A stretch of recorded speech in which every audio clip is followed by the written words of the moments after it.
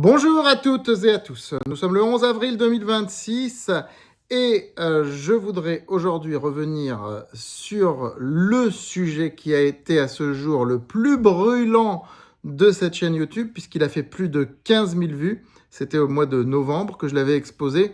C'était celui de la dette privée. Justement, je voudrais en reparler aujourd'hui parce que à l'époque, j'étais le seul à l'avoir mentionné. Il commence à faire surface sur un certain nombre de chaînes YouTube.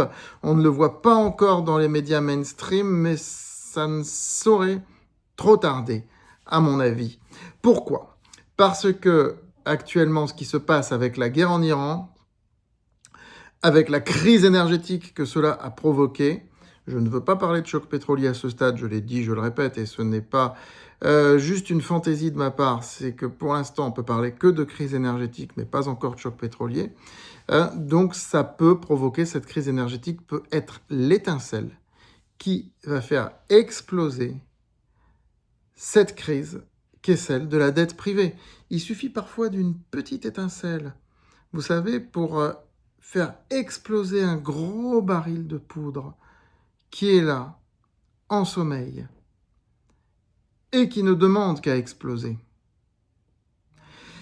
On va voir dans cette vidéo pourquoi est-ce que la dette privée est vraiment un danger pour nos économies occidentales et comment cette crise pourrait la faire exploser et quelles pourraient être les conséquences sur les marchés boursiers.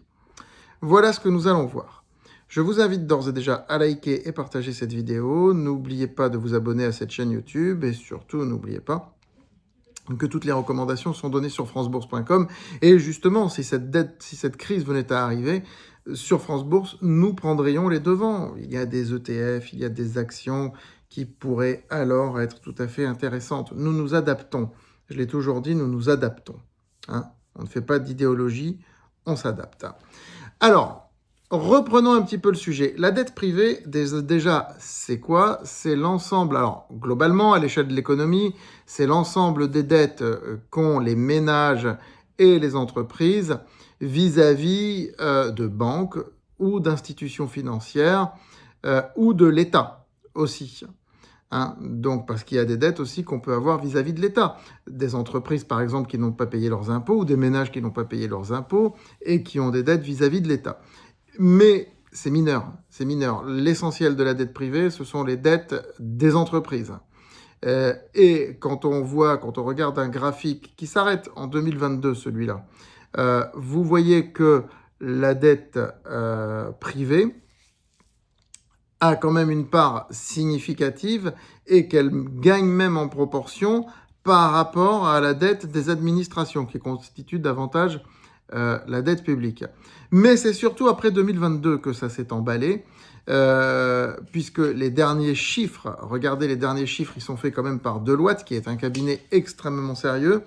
Ils montrent une collecte de dette privée qui a augmenté de 108%, donc qui a plus que doublé entre 2024 et 2025. La taille moyenne d'une opération est de 43 millions d'euros, ce qui est tout à fait énorme. Donc, cela s'inscrit dans un contexte où les entreprises ont du mal à trouver des crédits bancaires. Elles s'adressent donc à des fonds spécialisés en dette privée. Et là où je veux en venir, et c'est là qu'il y a un très gros danger pour vous, pour moi aussi, c'est que dans toutes les assurances vie, avec les fonds en euros et tout, on trouve des indexations sur ces fonds-là.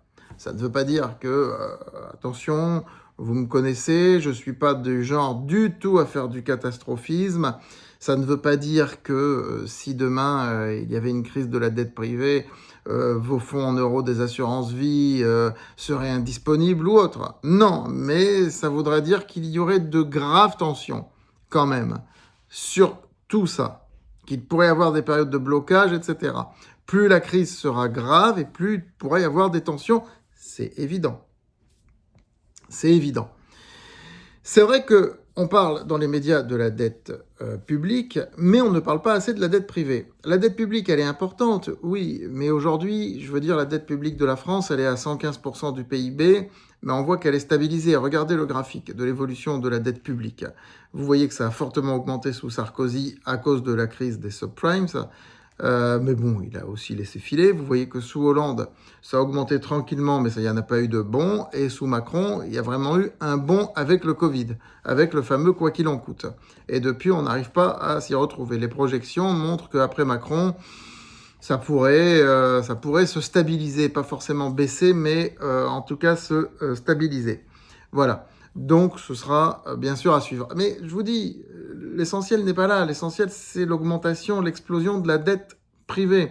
Hein, on parle beaucoup de la dette publique parce que c'est médiatique, parce que ça concerne les finances publiques. À cause de ça, c'est un prétexte aussi pour dire on va peut-être augmenter les impôts, ou on va peut-être enlever des jours fériés, ou on va peut-être ceci, ou peut-être cela. Ça sert, on va dire, aux dirigeants politiques pour faire peur au peuple, pour que le peuple accepte des concessions, surtout sur les retraites. Surtout sur les retraites.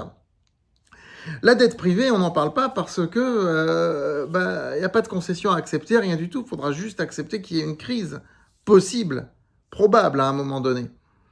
Et cette crise, elle pourrait d'autant plus arriver dans un contexte de sinistralité importante d'entreprises, c'est-à-dire des entreprises qui font faillite en masse.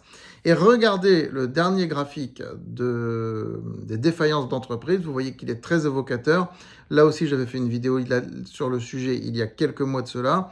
Vous voyez qu'il est très évocateur puisque on voit clairement que les défaillances d'entreprises ont explosé, vraiment explosé sur l'année 2025 et qu'on en est toujours là.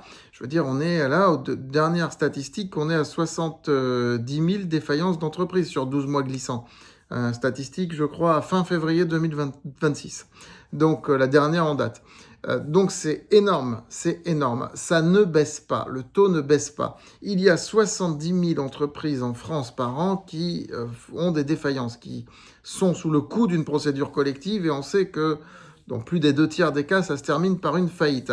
Donc, si le mouvement se poursuit, je déroule la pelote de laine pour que vous compreniez le fil.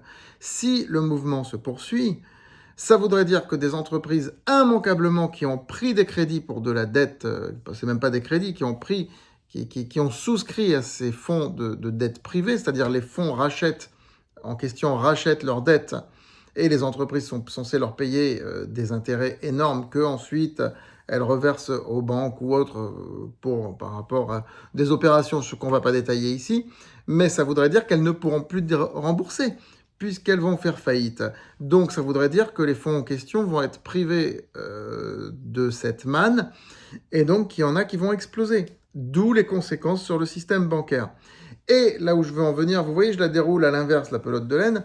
Là où je veux en venir, c'est d'où est-ce que cela peut venir? Eh bien, la crise énergétique que nous subissons en raison de cette guerre en Iran peut être le déclencheur. Je ne dis pas que ça va forcément l'être, ça dépendra de la durée de cette crise, mais ça peut l'être parce qu'aujourd'hui, les entreprises, les PME en particulier, qui donc font appel à ces fonds de dette privée, ces PME, aujourd'hui, subissent de plein fouet cette crise énergétique, beaucoup plus que des géants du CAC 40. On est d'accord, les géants du CAC 40 s'en sortiront toujours. Mais une entreprise qui doit faire venir ses produits, qui doit les faire transporter pour les vendre, etc., avec la hausse des prix du carburant, une entreprise qui a besoin de commerciaux qui sillonnent la France ou qui sillonnent le monde, avec la hausse du prix des carburants, avec tout ce que vous voulez, ça pèse, d'autant plus que les marchés sont à tonnes en ce moment. Si vous êtes chef d'entreprise, je pense que vous le constatez, depuis 2 mois, c'est pas terrible. Les débouchés, ça s'effondre pas, mais c'est pas terrible. On n'est pas dans la meilleure posture. Donc, on a des chiffres d'affaires qui sont à tonnes avec des charges qui augmentent. C'est un choc d'offres. On est d'accord, c'est un choc d'offres. Et ça peut inciter des entreprises à sortir du marché. Et donc, à ne pas pouvoir honorer leurs engagements. Voilà, donc si cette crise perdure, ça peut être vraiment l'étincelle qui fera exploser cet énorme baril qui est celui de poudre, qui est celui de la dette privée. La dette privée est un sujet, je le répète, bien plus préoccupant que la dette publique. Et en plus, si vous mettez à côté donc tout ce qu'il y a aussi dans la dette privée, il ne faut pas oublier le surendettement des ménages, dossiers fichés à la Banque de France, etc. Combien d'incidents de paiement ont été récemment signalés à la Banque de France? C'est en augmentation constante. Il y a aussi ce problème-là qui fait partie de la dette privée et qui va être évidemment à traiter. Moi, je voudrais rajouter quelque chose. Pour vous qui suivez francebourse.com, qui investissez en bourse, si la France en est là aussi, c'est parce qu'il n'y a pas assez d'IPO. Regardez, depuis le début de l'année 2026, il y a 2 IPO qui, franchement, n'attirent pas les foules parce qu'elles ne sont pas bonnes, hein, je l'ai déjà dit. Voilà. Donc, des types qui n'ont jamais vraiment brillé, ils ont déjà eu des boîtes cotées en bourse, des PME cotées en bourse, ils n'ont jamais brillé. Elles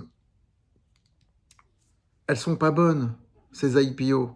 Il faudrait des belles boîtes, il nous faudrait voilà, des boîtes comme Mistral, des boîtes comme ça qui s'introduisent en France. Là, oui, ça redonnerait du jus au marché français. Et il faudrait qu'il y ait des PME, des ETI, des boîtes qui font 400, 500, 600 millions de chiffres, qui s'introduisent, qui viennent s'introduire sur le marché.